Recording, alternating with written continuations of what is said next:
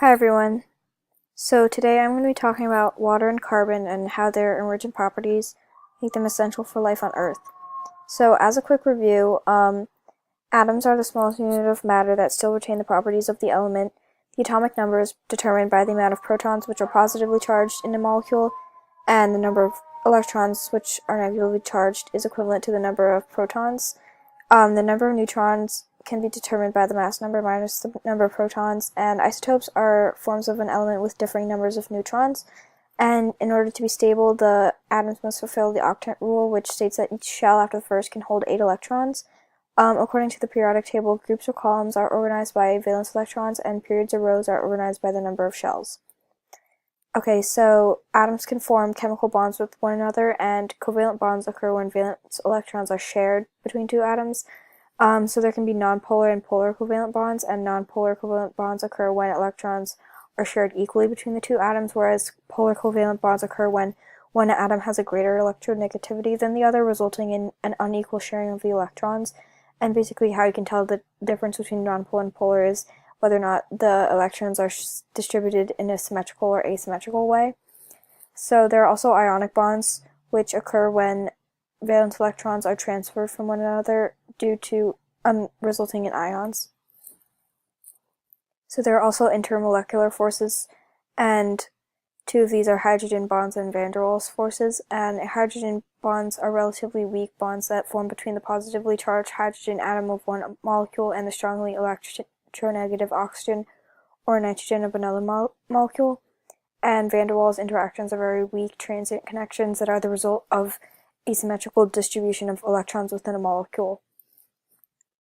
So basically, water is essential for life on Earth, and as a preview, oxygen has 8 electrons, which means that it needs 2 more to fulfill the octet rule, and since hydrogen has 1 electron and one shell, it needs only 1 more electron to fulfill its valence shell. So this is a molecule of water, and as you can see, most of the electrons are on oxygen.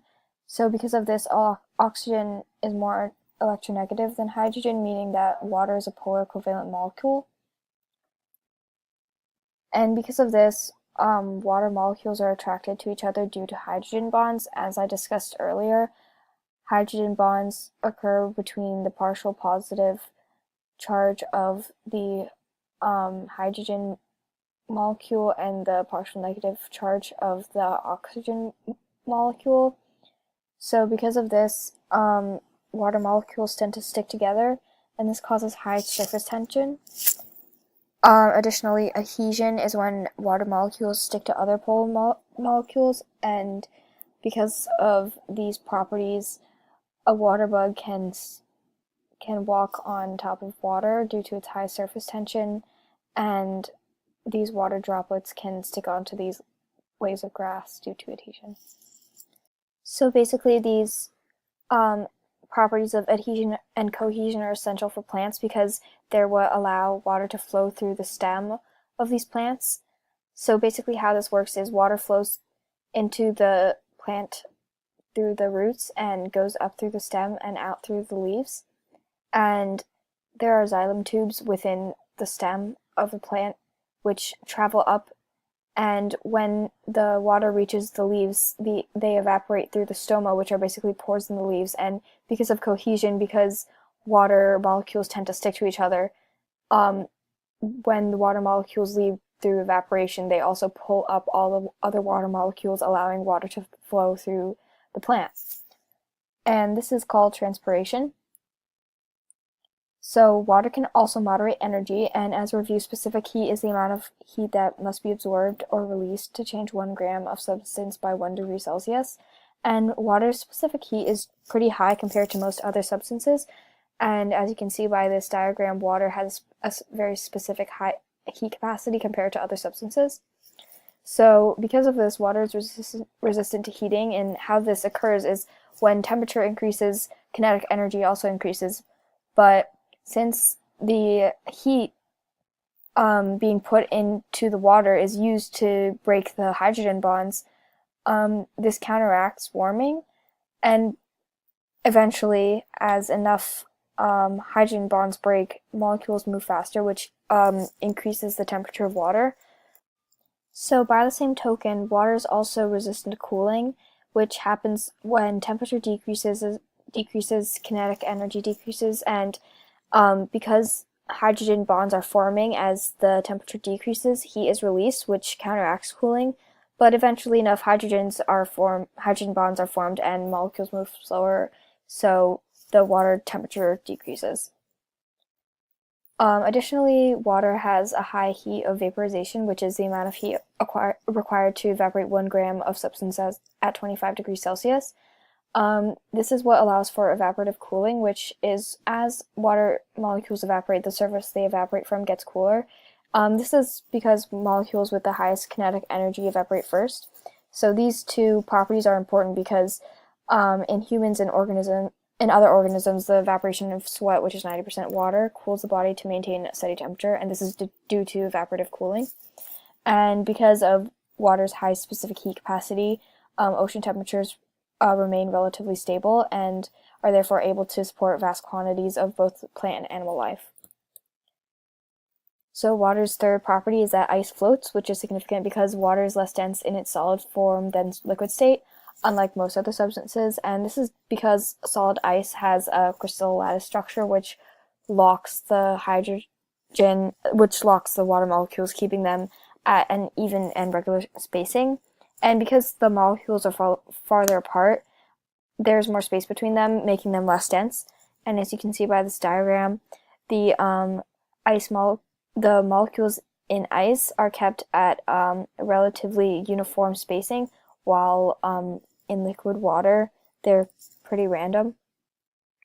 And so because of this, ice freezes on top of large bodies of water, which insulates the water underneath the ice, allowing organisms to live underneath the water, which is why this property is significant for life on Earth. So the fourth property of water is that water is a versatile solvent, and as a review, solvent is the substance that is doing the dissolving, and solute is the substance that is being dissolved, and a solvent and a solute make a solution.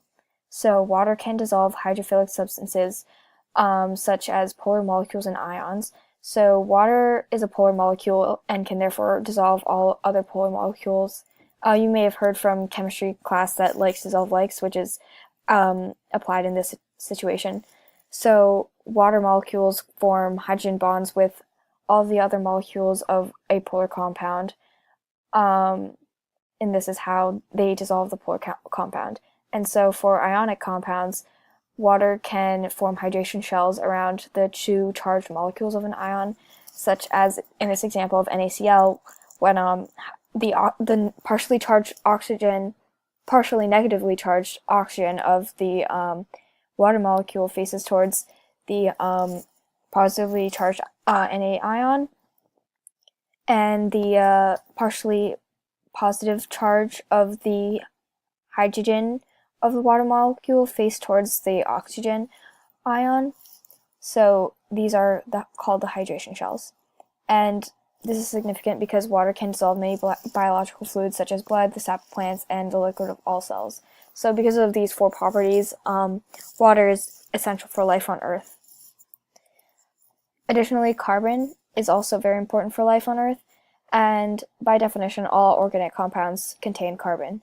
So, as a quick review, carbon has 6 electrons, meaning it has 4 valence electrons and can form 4 covalent bonds. And these bonds can be single, double, or triple bonds, and double and triple bonds form very rigid molecules, and that's what makes them very stable and able to form large molecules which can be branched, chained, or ringed. As you can see in these 3 diagrams, this molecule is branched, this molecule is chained, and these molecules are ringed. So hydrocarbons are hydrophobic molecules consisting of only carbon and hydrogen, and these hydrocarbons are the building blocks of fatty acids, which are a type of lipid that are commonly found. Carbon can also be found as isomers, which are an alternative form of the same compound but a different arrangement of atoms in the molecule, and therefore have different properties. So carbon can form three types of isomers. One is structural, where atoms have different covalent partners and therefore do not exhibit the same behavior.